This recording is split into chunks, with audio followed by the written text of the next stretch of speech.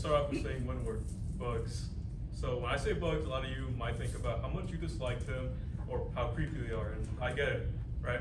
I sometimes think that too. But regardless, bugs are really beneficial to everyone, the whole world, and sadly they've been on a decline for the past few decades.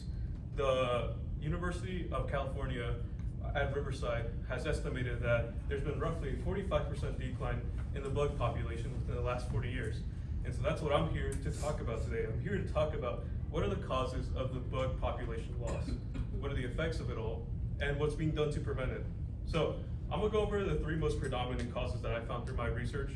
And of course there's many more, but I'm gonna start off with the most important one, which is climate change. Now, a NIH reviewed study found that in an isolated area away from human activity, bug populations fell 75% within 27 years. Now that's a pretty drastic drop. And researchers were able to correlate the bug population loss to climate change.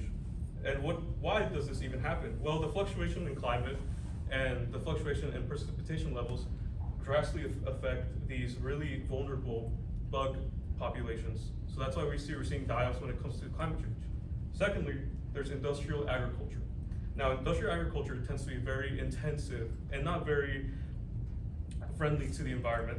So things such as pesticide use, land use, all drive out these native bug populations, killing them. The thing is, pesticides are very indiscriminate when it comes to harming bugs.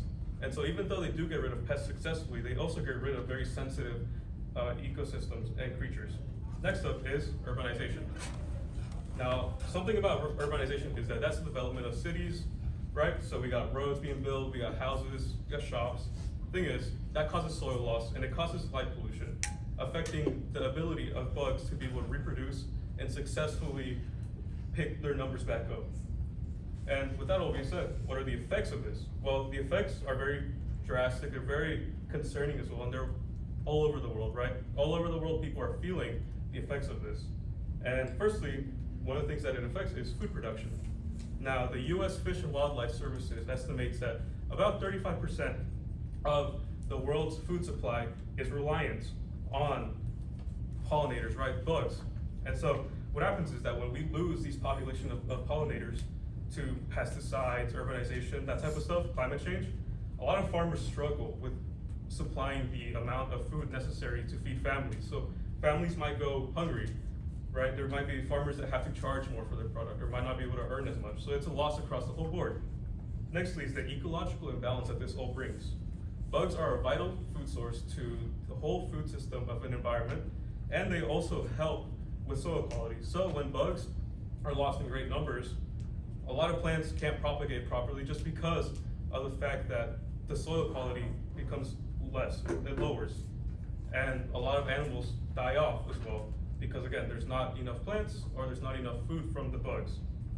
Now also, pest populations blow up. Now I know pests aren't very fun to deal with, but when these bugs die off, a lot of times the bugs that are considered pests lose predation. So that means that they are allowed to repopulate in even larger numbers. Now, what is actually being done about this all around the world? Well, there's a lot, thankfully. And one of the largest movements is to regulate pesticides better, meaning replacing them or putting caps on how much can be used. And actually last year, the UK enacted the Pesticide National Action Plan, which aims at taking away pesticides and instead using integrated pest management, which would use the predators of pests to keep them under control, such as ladybugs, right? Ladybugs eat pests. And nextly is restoring natural habitats. Here in the US, that's a very big movement, and there are a lot of organizations that help with it, such as the Xerces Society, which helps conserve invertebrate and bugs. And these organizations are working to help restore and protect thousands and thousands of acres of land to make sure that these bugs have a fighting chance to repopulate. Nextly is documenting and surveying, because a lot of the efforts that are being done now require researchers and entomologists or people who research bugs to know, hey, what populations are the most vulnerable, which need the most attention, and where even are they? And actually, while researching, I found a really cool thing, which is Germany's Insect Summer Project, which engages normal people such as ourselves to go out and record the bugs that we see around the city, which really helps entomologists out with knowing, hey, what bugs are the most populous which ones need the most attention, what can we do to stop them? So with that all being said, thank you for your attention today. And remember, before you kill a bug, think twice because it might just be helping put food on your table.